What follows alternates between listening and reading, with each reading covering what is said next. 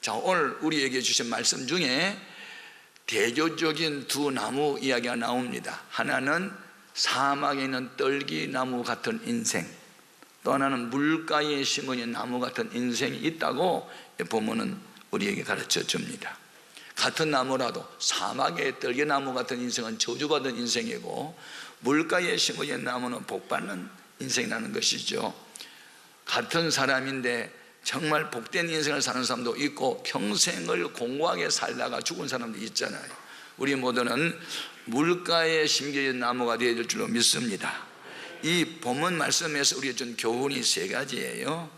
그 저주받은 인생, 그 사막의 떨기나무 같은 인생이 누구냐면, 마음이 하나님에서 멀어진 자, 마음에 하나님이 없는 자를 그 사막의 떨기나무로 이렇게 얘기를 하셨어요. 그래서 이 말씀 중에서 준 교훈이 세 가지인데, 그 중에 첫 번째는 사람은 사랑의 대상일 뿐 믿음의 대상은 하나님밖에 없다, 그걸 가르쳐 준 거예요. 그래서 사람은 사랑하되 믿지는 말라, 그런 말이에요. 사람이 어떻게 사람을 안 믿고 살아요? 믿을 수밖에 없어요.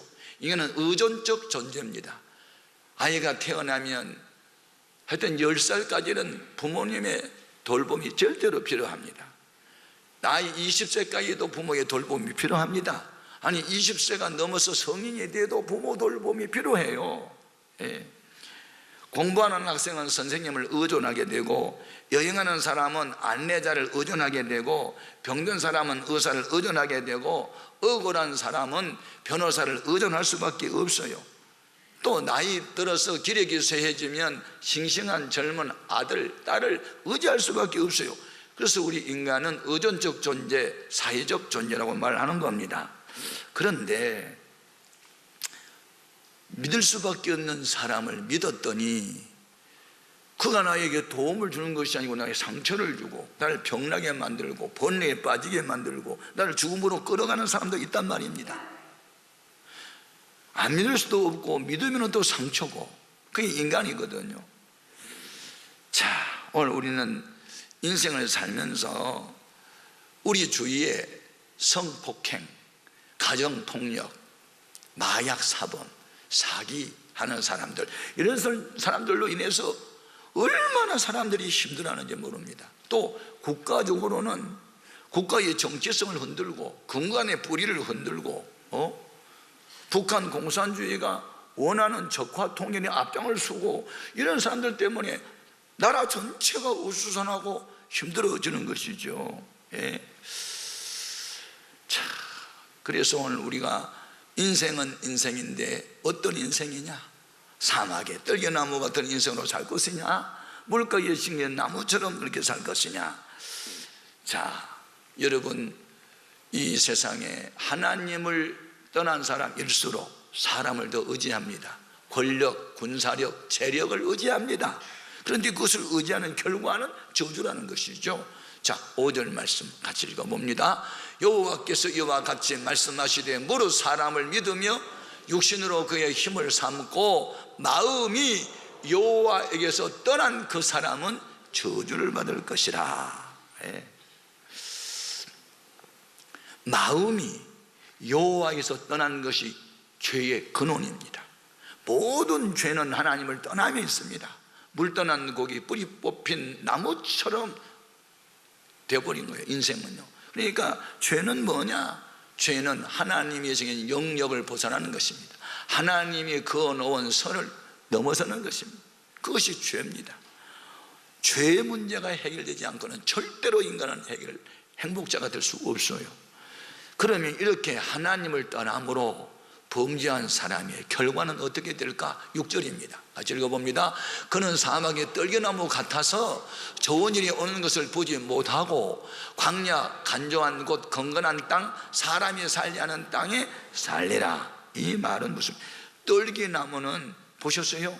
저는 이 광야를 여행하면서 시나이 반도나 저 아프리카의 사막이나 가서 떨기나무를 봤는데, 떨기나무는 꽃이 안 펴요.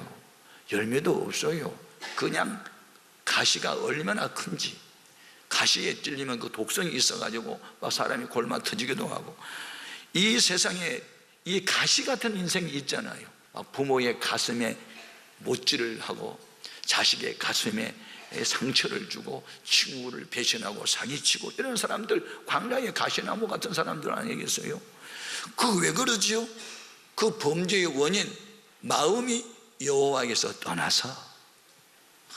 여러분, 예수를 믿는다는 게 복 중의 복입니다. 복 중에 최고의 복은 여호와 하나님이 우리와 함께하는 것입니다.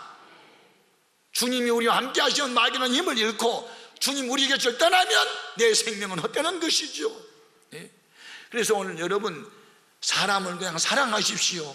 그리고 믿을 분은 주님밖에 없다고 생각하고 사람은 의지하지 않기를 바랍니다. 하나님에 대한 믿음이 없을수록 사람을 더 의지하고 권력을 더 의지하고 재물을 더 의지하고 인간을 더 의지합니다. 여러분, 우리는 믿음의 대상을 정할 때 언제나 변할 수 있는 것은 믿으면 안 됩니다. 영원히 변함이 없어야 믿음의 대상입니다. 하나님은 천지가 변하여도 우리를 사랑함이 변함이 없고 그 능력 행하심이 변함이 없습니다. 인간은 조석변입니다. 아침에 결심하고 오후에 무너집니다. 죄의 뜻대로 살겠다고 결심하고 3일이 못 가서 무너지는 이런 존재, 믿음의 대상은 아닙니다. 그래서 사람은 그냥 이해하고 용서하고 감사하고 사랑할 뿐 믿음의 대상은 주님밖에 없습니다. 이걸 알아야 우리가 물가에 심어진 나무가 되는 것입니다. 둘째로, 우리가 물가에 심어진 나무가 되기 위해서는 여호와를 의지하고 여호와만 하면 의뢰해야 됩니다. 아멘. 7절 말씀 보겠습니다. 그러나 물은 여호와를 의지하며 여호와를 의뢰하는 그 사람은 복을 받을 것이라. 여호와가 누굽니까?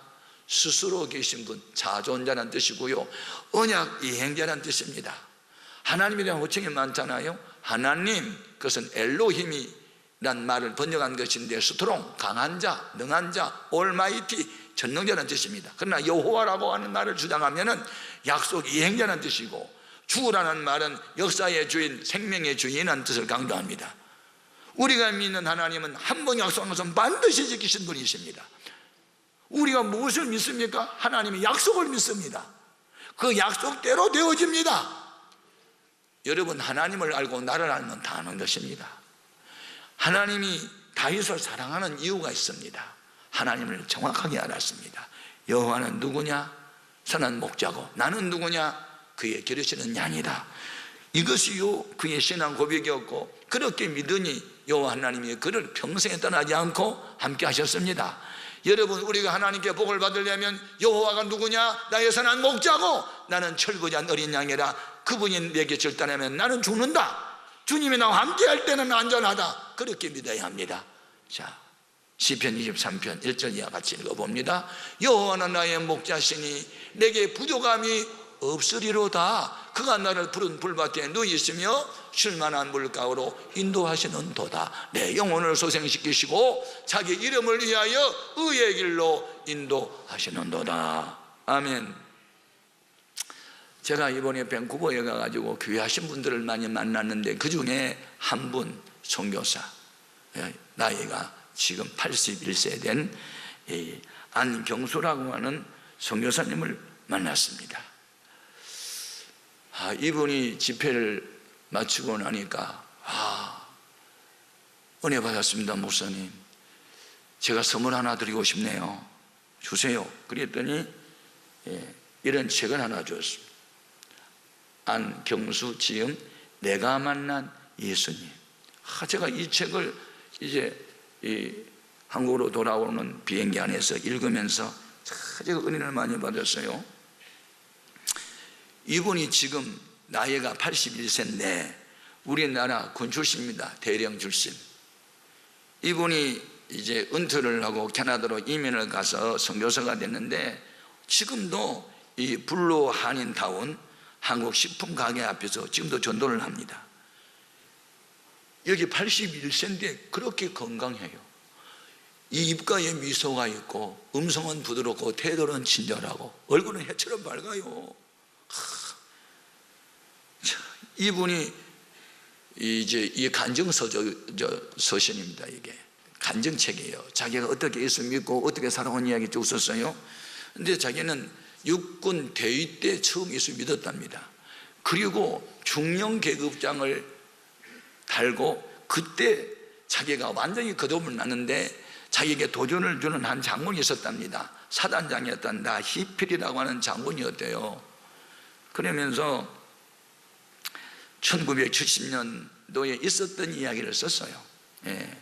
저희는 월남전쟁에 다녀온 이야기였었는데 그때 김신조라고 하는 사람이 하여튼 무장공비가 돼서 내려왔고, 그래서 우리나라가 이제 정군이 새로운 정신무장을 하고 뭐 이렇게 할 때입니다. 그래서 70년대에 그때 한신이라고 하는 육군 대장이 일군 사령관으로 있을 때 그때 일군에 있는 그 일군 사령부 산하의 여러 사관들이 군 기동훈련을 했답니다.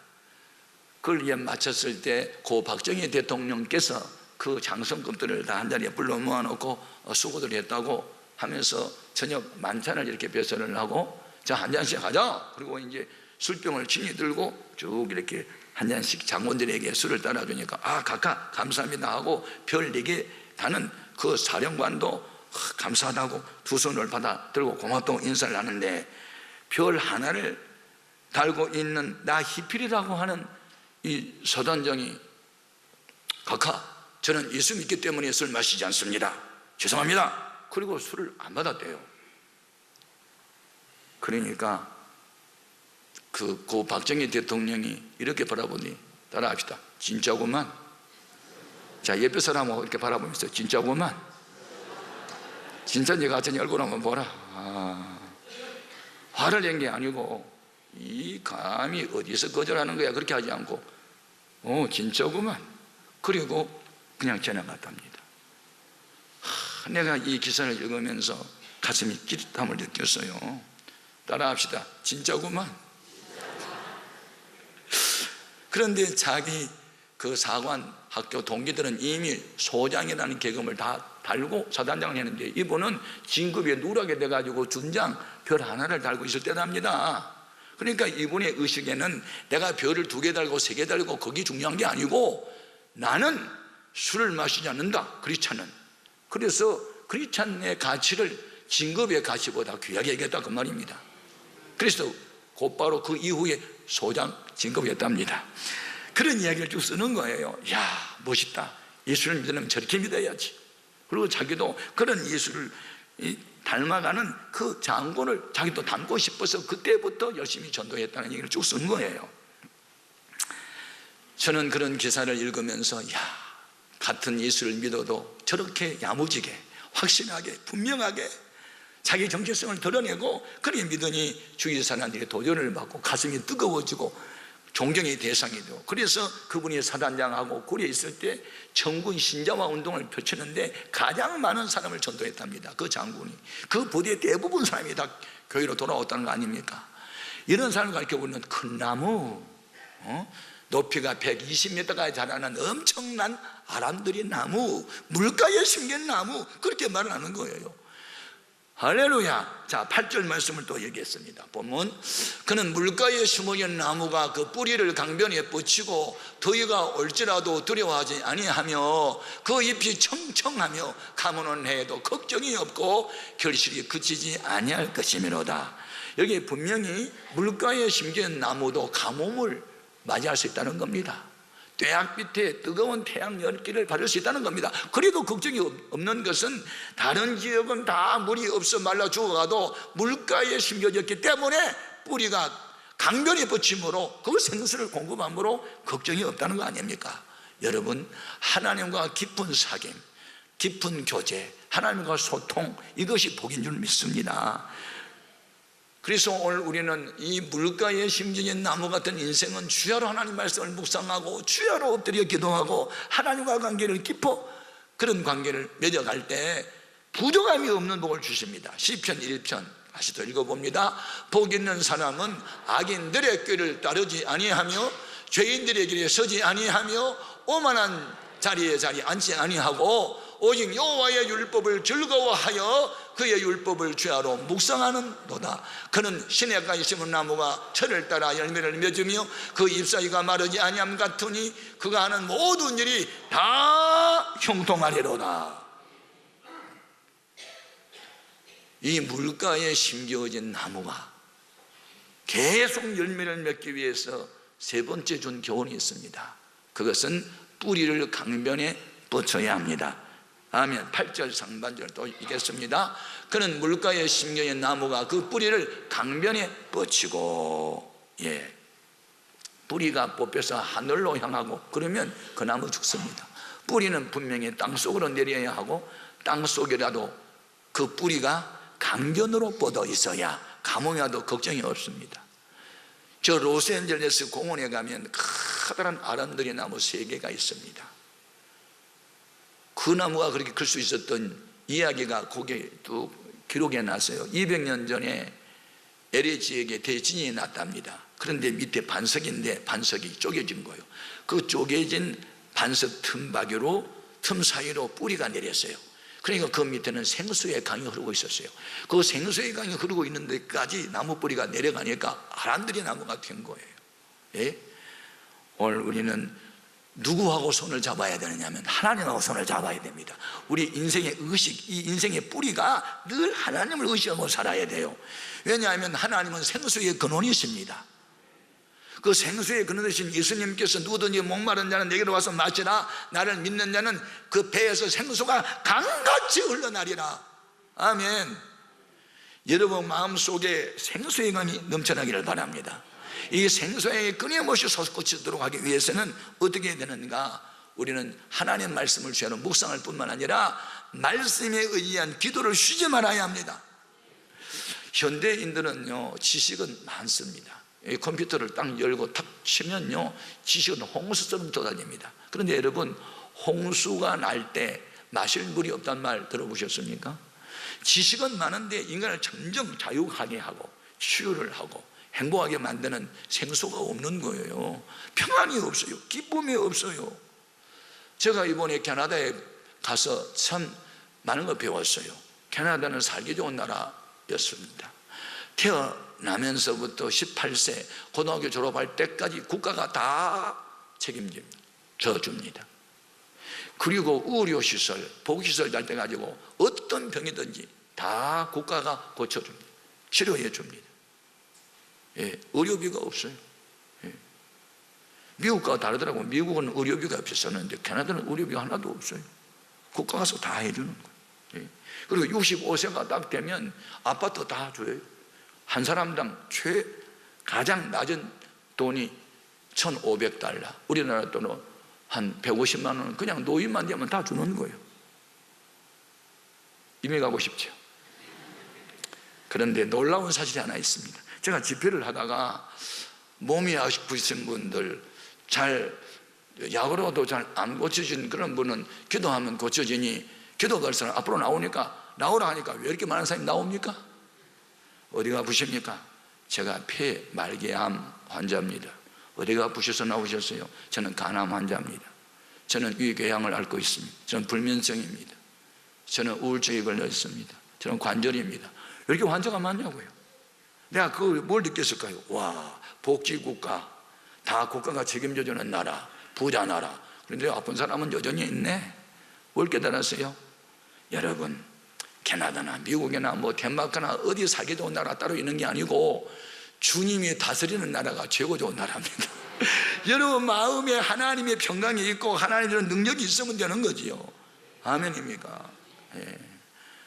아무리 복지국가 좋고 살기 좋은 나라 가도요 병든 사람은 언제나 있고 늘 공부하고 죽고 싶은 사람이 어딘지 다 있어요. 하나님을 떠나거나 말씀대로 안 살면 공부한 인생이요. 그러나 우리는 어떤 상황 속에 있어도 하나님을 경외하면 생수의 강이 거기 있는 줄로 믿습니다. 여러분 하나님을 믿는 사람, 예수를 믿는 사람을 가리켜 의인이라고 합니다. 의인은요 종려나무처럼 번성한다는 말씀이 시편 92편에 나오는데 정말 물가에 심겨진 나무 같은 그런 신앙을 가진 사람은 대를 이어서 잘 되는 거예요. 대를 이어서. 제가 그 주일날 어느 한 교회에 가서 설교를 했는데, 설교를 마치고 난 이후에 전 교인이 식당에 모여가지고 이렇게 음식을 나누면서 친교를 하더라고요. 거기에 갔는데 그 교회 원로 장로님, 75세 정도 되는 원로 장로님이 오셔가지고 목사님 은혜 받았습니다, 저 선물 하나 드리겠습니다. 그리고 하나 선물을 주는데 그분이 쓴 책을 또 주는 거예요. 제가 60달러의 기적, 이것도 그분의 간증서적이더라고요. 미국 유학을 떠날 때 60달러 갖고 갔답니다. 그런데 오늘날 이분은 참 그 밴쿠버 그 지역에서 한국인 가운데 가장 유명한 사람이 됐더라고요.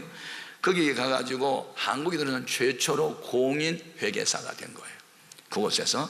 그래서 그 나라 브리티지 컬럼비아 주 정부의 재무부 노동부에서 13년 동안 재무국장을 역임하고, 또 캐나다 CBS 국영TV 또 KBS TV에 출연을 하시고 했던 그런 한 존경받는 장로님이세요.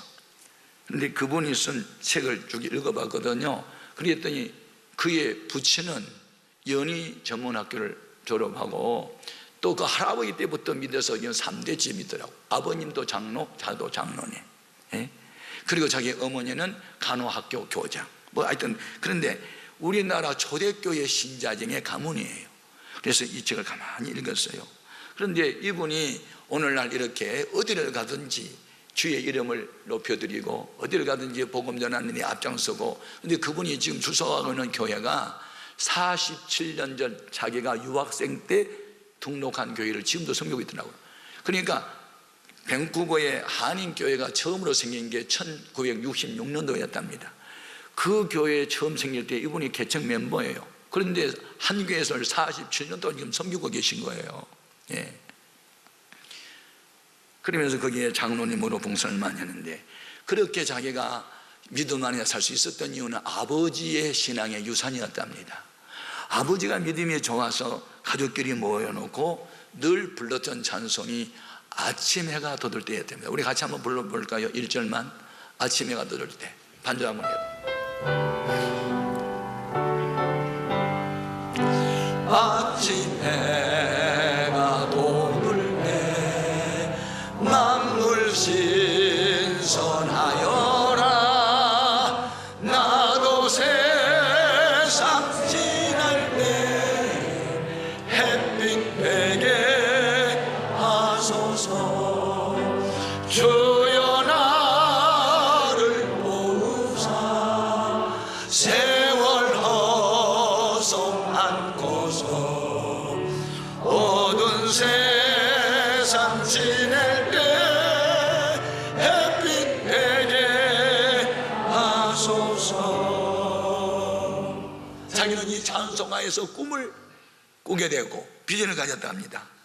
늘 아버지가 가슴속에 심어줬던 말씀도 있고 이 찬송가가 가슴에 새겨졌는데, 나도 세상 지낼 때 햇빛 되게 하소서. 햇빛 되는 삶을 살기 위해서는 세월 허송하지 않게 하소서. 어두운 세상에 햇빛 되어 살게 해 주옵소서 하고, 이게 늘 기도 제목이 됐답니다. 찬송가 한 절이 인생을 바꿨다 그 말이죠. 나도 세상 지낼 때 어두운 인생이 아니고 햇빛처럼 밝은 인생을 살게 해주세요. 그래서 세월을 허송하지 않게 해주세요. 시간을 관리 잘하게 하세요. 어딘지 가든지 밝은 해처럼 살게 해달라고 늘 기도를 하다 보니 기도한 대로 됐다는 것입니다. 여러분, 오늘 우리가 평생을 살면서 대를 이어서 신앙의 명가를 이룬다. 어떤 사람이 그럴까요? 물가 여십년 나무 같은 의인들이 그렇습니다. 시편 92편 12절 이하를 한번 같이 읽어볼까요?